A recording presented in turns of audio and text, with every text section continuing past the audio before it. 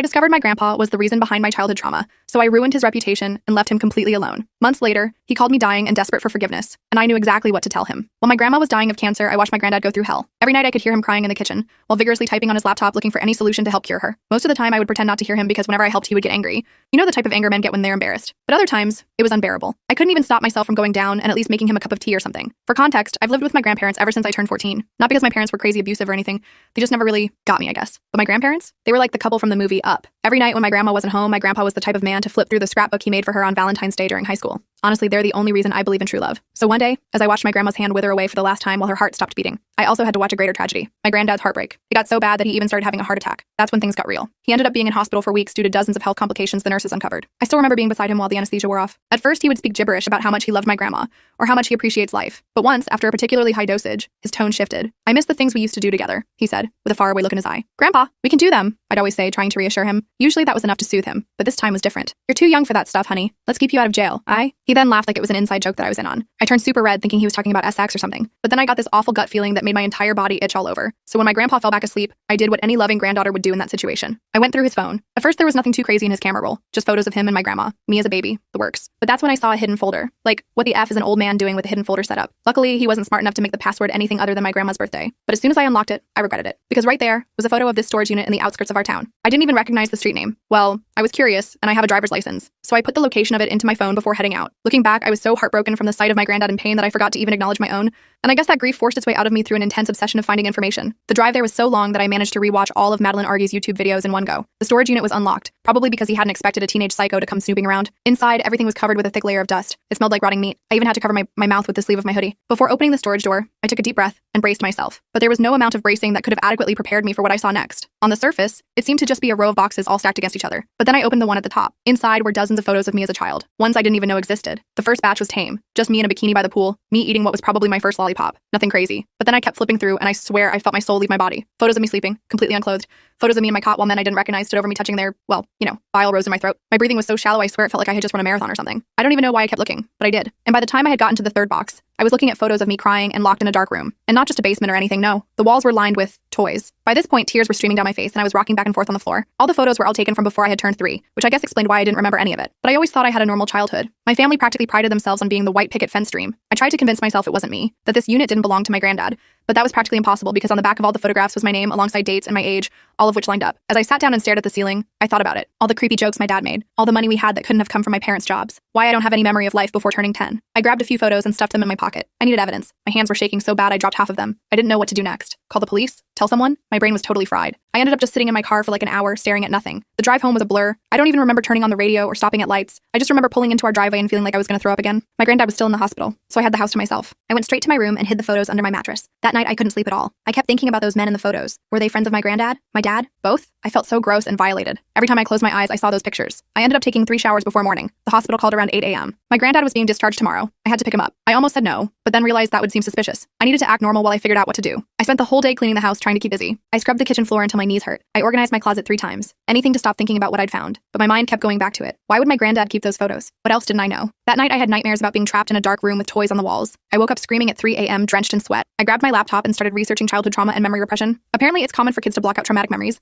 especially from before age 5. That explained a lot. The next morning I drove to the hospital to pick up my granddad. The whole way there, my stomach was in knots. How was I supposed to look at him now? How was I supposed to act normal? I practiced my fake smile in the rearview mirror at every red light. When I got to his room, he was sitting on the edge of the bed in his regular clothes. The nurses had helped him get dressed. He looked so frail and old. For a second I almost forgot what I knew. Almost. "There's my girl," he said, smiling at me. "Ready to take your old granddad home?" I nodded and helped him into the wheelchair. The nurse went over his medication schedule with me. I pretended to listen while screaming inside my head. The whole time I couldn't stop staring at his hands. Had those hands taken those photos? The thought made me want to run away. The drive home was awkward. He kept trying to make small talk, asking about school and my friends. I gave short answers and blamed my mood on being tired. When we got home, I helped him to his favorite chair and made him tea, just like I always did. "You're a good girl," he said, patting my hand. I had to force myself not to flinch. "Don't know what I'd do without you." That night I lay in bed planning my next move. I needed more evidence, something concrete that couldn't be explained away. I decided to plant my old iPhone in the living room bookshelf set to record audio overnight. Maybe he talked in his sleep. Maybe he made phone calls when he thought I was asleep. For the next 3 days, I pretended everything was normal. I made his meals, helped him take his meds, and watched TV with him, all while feeling like I was going to explode. Each night I checked the recordings. Nothing useful, just him snoring or getting water from the kitchen. But on the 4th night, I hit pay dirt. Around 2 a.m. he was mumbling in his sleep. Most of it was gibberish, but one name came through clearly. "Douglas." He said it 3 times. Who the hell was Douglas? I'd never heard him mention anyone by that name. The next morning, while he was in the shower, I checked his phone again. This time I looked through his contacts, and there it was, Douglas, saved under Golf Buddy. My granddad had never played golf a day in his life. I waited until my granddad took his afternoon nap before calling Douglas's number. My hands were shaking so bad I had to redial twice. Finally, I heard ringing. 1 ring, 2 rings, 3. Hello? A man's voice answered. He sounded old, maybe around my granddad's age. I froze. I hadn't actually planned what to say, so I just blurted out, "Who is this?" There was a long pause. "Who's calling?" he asked, his voice suddenly tense. "I found your number in my granddad's phone," I said, trying to sound casual. The line went dead. He hung up on me. I tried calling back, but it went straight to voicemail. I left no message. For the next 2 days, I kept watching my granddad, looking for any sign that Douglas had told him about my call, but he acted completely normal. He watched his usual game shows, complained about his meds, and asked me to make his favorite meatloaf for dinner. I was starting to think maybe I was being paranoid. Then on Friday morning, I went out to drive to school and found all 4 of my car tires slashed. Not just flat, completely destroyed with deep cuts. This wasn't some random vandalism. This was a message. I called the school and told them I had car trouble. Then I called a tow truck and had my car taken to the local garage. The mechanic, Russell, whistled when he saw the damage. "Someone really had it out for your tires," he said, examining the cuts. "This was done with a sharp knife, deliberately. You passed someone off?" I shook my head and told him I had no idea who would do this. The repair bill came to almost $600, nearly all the money I'd saved from my part-time job at the mall. I paid it and took an Uber home, my mind racing the whole time. When I got back, my granddad was sitting in the kitchen eating toast. He looked up when I came in. "Car trouble?" he asked innocently. Too innocently. "Yeah," I said, watching his face carefully. "Someone slashed my tires last night." He frowned and shook his head. "What is wrong with people these days? You file a police report?" I told him no. I just got them fixed. He nodded and went back to his toast, but I swear I saw the tiniest smile at the corner of his mouth. He knew. Somehow, he knew I was digging. That weekend, I decided to try a different angle. I remembered my mom once mentioning that I had a lot of ear infections as a baby. Maybe there would be something in my medical records that didn't add up. I drove to my childhood pediatrician's office doctor, Marilyn's practice. The receptionist, an older woman named Victoria, greeted me with a smile. I told her I needed copies of my medical records for college health forms. She seemed suspicious at first, but eventually agreed to help me. "Let me see what we have," she said, typing on her computer. "Name and date of birth?" I gave her the information and waited while she searched the database. Her forehead wrinkled as she stared at the screen. "That's odd," she muttered. "We have your records from age 3 onward, but nothing before that. Usually we have birth records, vaccination schedules, all that stuff." My heart started racing. "Is that normal? For records to be missing?" Victoria shrugged. "Not normal, but not impossible. Records get lost in transfers sometimes. Your parents might have taken you to a different doctor when you were very young." I thanked her and left with the partial records. Another piece of the puzzle. Why were there no medical records from before I was 3? The same age as in those horrible photos. When I got home, my granddad was watching TV in the living room. I decided to take a risk. I needed to see his reaction. "Hey, Granddad," I said casually. I was doing some spring cleaning in the garage and found a box of old photos. There were some weird ones of me as a baby. "Do you know anything about them?" His whole body tensed. Just for a second, but I caught it. Then he smiled. Too quickly. "What kind of photos, honey?" he asked, his voice carefully neutral. "Just strange ones. Me in places I don't remember, with people I don't recognize." He waved his hand dismissively. "Oh, you must be confused. Probably photos of some other kid. Your grandma was always taking pictures of the neighbors' children too." I nodded and dropped the subject. But that night, I couldn't sleep. His reaction told me everything I needed to know. He was lying. The next morning, I woke up to find my laptop wouldn't turn on. The screen stayed black no matter what I tried. I took it to the computer repair shop in the mall where I worked. Bobby, the tech guy, examined it and gave me bad news. "Your hard drive is completely fried," he said. "Like physically damaged. This wasn't a software issue or a virus. Something actually damaged the components." I felt sick. All my schoolwork was on there, and my backup hard drive, which I kept in my desk drawer, was missing when I checked. Someone had been in my room. Someone had destroyed my computer and taken my backup. That night, I confronted my granddad directly. I showed him the folder I'd found on his phone with the storage unit photo. "What is this?" I demanded. "Why do you have pictures of a storage unit hidden on your phone?" He looked at me with such sadness that for a moment I almost believed him. "Sweetie, I think you're having some kind of episode. Maybe the stress of losing your grandma or something else. There's no hidden folder on my phone." He showed me his phone. The folder was gone, completely wiped. He continued looking concerned, telling me that maybe I should see someone, that grief can do strange things to people's minds, that I'd always had such a wild imagination. For a moment, I actually doubted myself. Was I making this all up? Was the grief driving me crazy? But then I remembered the slashed tires, the missing hard drive, the medical records. Too many coincidences. That night, I tossed and turned, unable to sleep. Around 2 a.m., I got up to get some water. As I passed my bed, something caught my eye, a corner of paper sticking out from under my mattress. I lifted the mattress and found a photo, one of the photos from the storage unit. A picture of me as a toddler, crying in that room with the toys on the walls. I hadn't put it there. I'd hidden the photos I took in a different spot. This was new. Someone had placed it there while I was sleeping. He was toying with me, gaslighting me, trying to make me think I was crazy while simultaneously letting me know he was watching me. The message was clear. "I see you. I know what you're doing, and I can get to you anytime." I realized my phone and laptop weren't safe. He could be monitoring them somehow. So I went old school. I bought a paper journal from the dollar store and started documenting everything. I hid it inside a tampon box in my bathroom cabinet, the one place I figured an old man wouldn't look. I also bought disposable cameras instead of using my phone. I took pictures of my room before leaving each day, then checked the photos after developing them to see if anything had been moved. Small things were always different. A book slightly out of place. My hairbrush moved from one side of the dresser to the other. He was searching my room regularly. About a week after finding the storage unit, I got an unexpected call. It was my grandma's sister, my Aunt Teresa. I hadn't seen her in years. She said she saw the memorial post I made for Grandma on Facebook and wanted to meet up. We arranged to meet at a diner the next town over. I didn't tell my granddad where I was going, just that I was meeting a friend for lunch. Aunt Teresa was already there when I arrived, sitting in a booth by the window. She looked a lot like my grandma, just thinner and with shorter hair. "You've grown so much," she said, hugging me. "Last time I saw you, you were just a little thing." We ordered coffee and made small talk for a while. Then she leaned forward, her face serious. "I need to ask you something," she said quietly. "How are things with your granddad? And your parents?" Something in her tone made me pause. "Fine, I guess. Why?" She sighed and stirred her coffee. "Your grandma and I didn't speak for almost 20 years. Did you know that?" I shook my head. "No one had ever mentioned any family drama. I cut contact with all of them back when you were very little," she continued. "There was something I saw at a family barbecue. Your dad took you off somewhere. You were crying. When you came back, you were just silent. Different. I told your grandma what I saw, but she didn't believe me. Said I was making trouble. My heart was pounding so hard I could barely hear over it. What did you see exactly? She shook her head. I don't know for sure, but it wasn't right. The way they passed you around among their friends, the way they'd take you to another room when you got fussy. I tried to report it, but no one believed me. I was the troublemaker of the family, you see. The one with mental problems. I felt like I couldn't breathe. I found something. I whispered. Photos. In a storage unit. Her face went pale. Oh God. I told her everything. The storage unit, the photos, the slashed tires, the mind games. She listened without interrupting, tears streaming down her face. I knew it, she kept saying. I knew something was wrong. She offered to help me, said I could stay with her if I needed to get away. I was tempted, but I wasn't done yet. I needed more evidence. Something concrete that couldn't be denied or explained away. The next day, Aunt Teresa and I went back to the storage unit together. But when we got there, my heart sank. The unit was empty, completely cleaned out. Not a single box remained, just bare concrete floor and walls. He must have found out I discovered it, I said, my voice echoing in the empty space. He cleared everything out. We looked around carefully, and I noticed something in the corner, a single photograph lying on the floor. I picked it up. It was a picture of me and Aunt Teresa at the diner yesterday, our faces clearly visible through the window. I showed it to Aunt Teresa, who gasped. Someone was watching us, she whispered. They must have followed us from the diner and left this as a warning. Aunt Teresa wanted to go to the police right away, but I refused. What evidence did we have? One photo of us at a diner? My granddad had already cleaned out the storage unit, deleted the folder from his phone. He'd been careful to cover his tracks, and I had a feeling that if we went to the police, things would get much worse before they got better. Instead, I decided to keep digging. I started visiting my granddad's friends, all under false pretenses. I'd say I was collecting stories about my grandma for a memorial book, or helping granddad organize his address book. Old people love to talk, and they rarely suspect a teenage girl of investigating them. I met Eugene, my granddad's neighbor, who always brought over homemade bread. Donald, who played cards with granddad on Thursdays.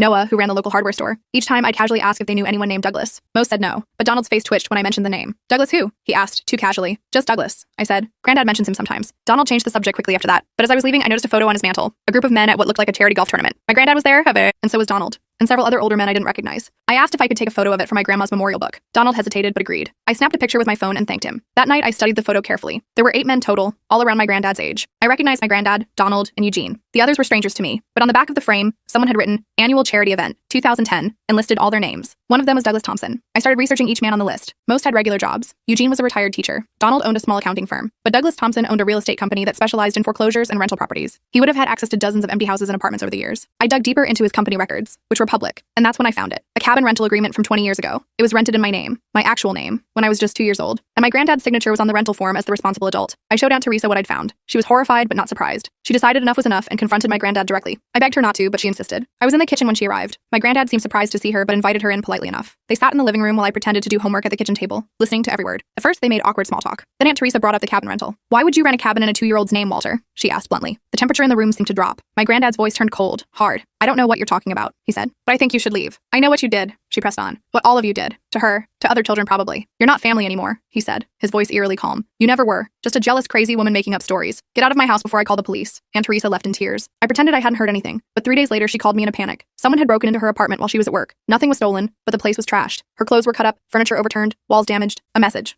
I was running out of safe places to keep evidence, so I asked my friend Kelly if I could use her school locker to store some stuff. She agreed without asking questions. I put the remaining photos, the journal, and printouts of everything I'd found in a folder and hid it in her locker. I didn't write down which locker I used in my journal, keeping that detail only in my head. But the next day, the school called me to the office. The principal, Mrs. Blake, looked concerned. There was a break-in last night, she explained. Someone forced open several lockers in the east hallway, including your friend Kelly's. My blood ran cold. Was anything taken? We're not sure. The security cameras were disabled. Do you know if Kelly kept anything valuable in there? I shook my head numbly. I was shocked, but realized my granddad must have followed me to school and seen which locker I'd used. I went home that day feeling defeated. Everything I collected kept disappearing. Every move I made, he was one step ahead. But I wasn't giving up. I just needed a new strategy. I ripped up my journal, burned the pages in the backyard fire pit, and started over. But this time, I filled it with fake information, false leads, made up evidence locations. I left it hidden where he would easily find it. I also started spreading rumors around town. I told different people different stories. I told Kelly I found evidence at the old abandoned factory. I told my coworker Andrea I hid photos at the library. I printed flyers about a victim support group meeting at a local motel and accidentally left one where my granddad would see it. The bait worked. 2 nights later, I followed my granddad when he snuck out after midnight. He drove to the Sunset Motel on the edge of town, the location I'd put on the flyer. I parked across the street and watched as he pounded on the door of room 118,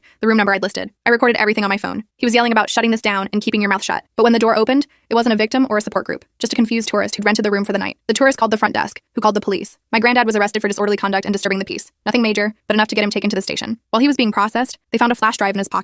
Standard procedure. They inventory everything you have on you when arrested. The officer, a young guy named Officer Jordan, recognized my last name when booking my granddad. You related to this guy? He asked when I came to the station after getting the call. I nodded. He's my grandfather. I'm his caretaker. Officer Jordan seemed concerned but professional. We found a flash drive on him during processing. Given the circumstances of his arrest, we'll need to examine it as part of our investigation. I can't share details yet, but if we find anything relevant to you, we'll follow proper procedures to notify you. I thanked him and bailed my granddad out. He was silent the whole ride home. Not angry, not defensive, just silent, watching me. It was the scariest he'd ever been. 2 days later, Officer Jordan called me. He explained that they had obtained a warrant to examine the flash drive due to suspicious circumstances.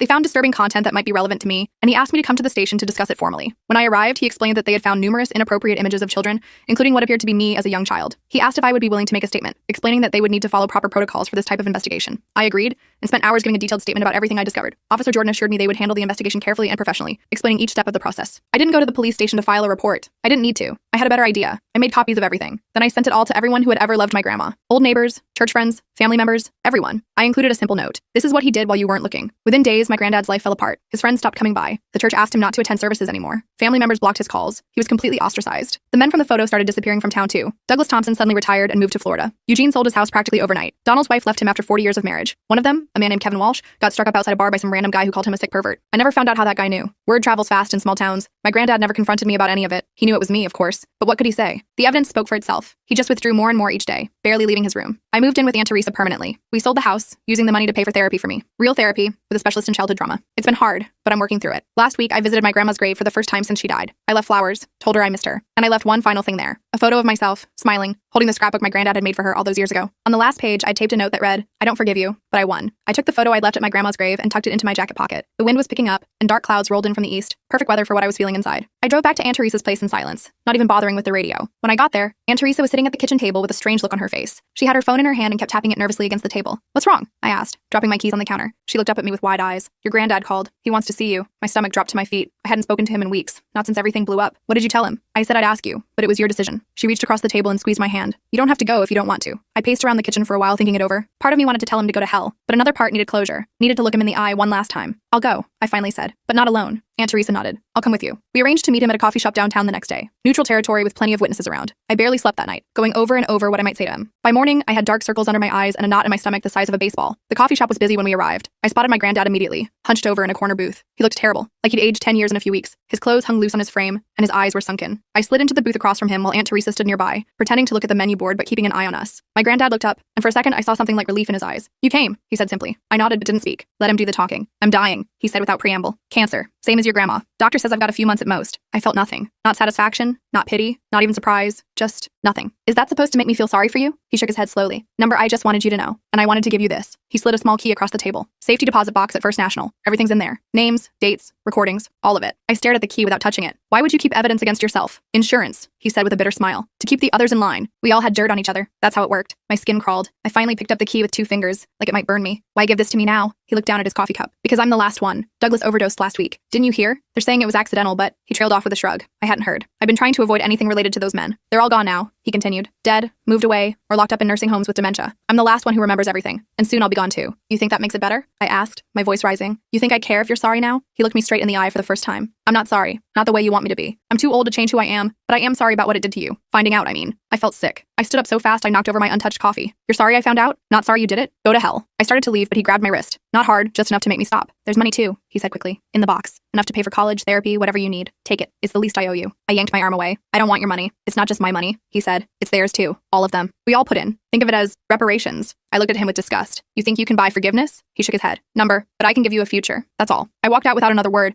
Aunt Teresa right behind me. In the car, I finally broke down, sobbing so hard I could barely breathe. She held me until the worst of it passed. "What are you going to do about the key?" she asked when I'd calmed down. I looked at the small piece of metal in my palm. "I'm going to see what's in that box." The next day, Aunt Teresa and I went to the bank together. The manager took us to a private room with a safety deposit box. When he left, I took a deep breath and opened it. Inside were exactly what my granddad had promised. USB drives, labeled by year, paper files with names and addresses, and stacks of cash, more money than I'd ever seen in one place. At least $50,000, maybe more. But there was something else too. A sealed envelope with my name on it. Inside was a single sheet of paper with an address in a town about an hour away. Nothing else, just the address. "What do you think it is?" Aunt Teresa asked, looking over my shoulder. "I don't know," I said, "but I'm going to find out." We drove there that afternoon. The address led us to a small house with a well-kept yard. An older woman answered the door when we knocked. She looked to be in her 60s, with kind eyes and silver hair. "Can I help you?" she asked, looking confused. I hesitated, suddenly unsure what to say. My name is..." "Oh my God," she interrupted, her hand flying to her mouth. "It's you. You look just like your mother." My heart started racing. "You knew my mother?" The woman nodded, tears filling her eyes. "I'm Grace. I was her foster mother for a while. Please, come in." We followed her inside to a cozy living room. Photos covered every surface. She picked up one and handed it to me. A young woman holding a baby. "That's your mother," she said softly. "And that's you." I stared at the photo in shock. The woman looked like me, but happier, more carefree than my mother had ever been. "I don't understand," I said. "My mother never mentioned being in foster care." Grace sighed heavily. She probably didn't remember. She was only with me for about 6 months when she was 16. She'd run away from her parents, your grandparents, after years of abuse. She was pregnant with you and terrified. My hands started shaking. "Abuse?" Your grandfather was not a good man, Grace said carefully, and your grandmother looked the other way. Your mother wanted to break the cycle. She was determined to protect you. I felt like I couldn't breathe. What happened? She had you here, in this house. You were the most beautiful baby. Grace smiled at the memory. For 6 months, everything was good. She was going to finish school, get a job. We had a plan. Then one day her parents showed up, said they'd changed, wanted to make amends. They seemed so sincere. I knew where this was going. She believed them. Grace nodded sadly. She went back with them, taking you. I begged her not to, but she wanted so badly to believe they'd changed. I never saw her again. I tried to check on her, but they moved away. I looked for years, but they moved across the country, I said numbly. Changed their names slightly. Started over where nobody knew them. Aunt Teresa, who had been silent until now, spoke up. How did you know her parents? Before she came to you, I mean. Grace's face darkened. I was a social worker back then. There had been reports about their home for years, but nothing ever stuck. Your grandfather was well connected in town. Police, judges, other influential men. They protected each other. The pieces were falling into place. My mother hadn't been a willing participant. She'd been a victim who got pulled back in, who maybe thought she could protect me from the inside. Did my mother ever contact you again? I asked. Grace shook her head. But about a month ago, I got a letter from your grandfather. Just your name and a recent photo. Nothing else. I tried to process this. He wanted me to find you, to learn the truth. I think so, Grace said. Maybe in his own way, he was trying to make something right. I wasn't ready to give him that much credit. Or maybe he just wanted to hurt my mother one last time by exposing her secrets. We stayed for hours, looking through Grace's photos and hearing stories about my mother as a teenager. It was like discovering a whole different person than the quiet, anxious woman I'd known. When we finally left, Grace hugged me tight. You're welcome here anytime. This was supposed to be your home. On the drive back, I was quiet, turning everything over in my mind. Aunt Teresa let me think, only speaking when we were almost home. What are you going to do now? She asked gently. I looked at the safety deposit key in my hand. I'm going to talk to my parents. I hadn't spoken to them since everything came out. They'd called a few times, left messages saying they wanted to explain. I'd ignored them all, but now I needed answers. I called them that night. The conversation was brief. I told them I knew everything and that I was coming over tomorrow. My father started to protest, but my mother cut him off. We'll be here, she said quietly. The next day, I drove to their house alone. Aunt Teresa offered to come, but this was something I needed to do by myself. My parents were waiting in the living room when I arrived. They looked terrible, like they hadn't slept in weeks. I sat across from them and placed the safety deposit key on the coffee table between us. I know about Grace, I said without preamble. I know you were in foster care. I know what they did to you. My mother's face crumpled. She started crying silently. My father just stared at the floor. Why did you go back to them? I asked. Why would you bring me into that? I thought I could protect you, she whispered. I thought if I was there, they wouldn't, that I could stop them. Did you? I demanded. Did you protect me? She looked up, her eyes hollow. Not enough. Never enough. I tried, but they always found ways. Drugging me, sending me on errands. By the time I realized I couldn't stop it, we were trapped. They had photos, videos. They said they'd release them, ruin our lives, and I was weak. I'm so sorry. I wanted to hate her. Part of me still did. But looking at her now, I could see she'd been as much a victim as I was. Maybe more, because she remembered everything. What about you? I turned to my father. Were you part of it? He finally looked up. I met your mother after she came back. I didn't know anything until after we were married. By then it was too late. They had their hooks in too deep. I didn't know if I believed him. I wasn't sure I ever would. I'm not here for apologies, I said. I'm here because I need to know if there were others, other kids. They exchanged a glance. My mother nodded slowly. Yes. Over the years. Not many, but yes. I pushed the key toward them. There are names and evidence in that safety deposit box. Enough to put people away if any of them are still alive. I want you to take it to the police. All of it. My father looked startled. But that would mean, I know what it means. I cut him off. You'll have to admit what you knew and didn't stop. You might go to jail, but it's the only way I'll ever consider having either of you in my life again. I stood up to leave. My mother grabbed my hand. What about you? What will you do? I gently pulled away. I'm going to college in the fall. Psychology. I want to help kids who've been through what I went through.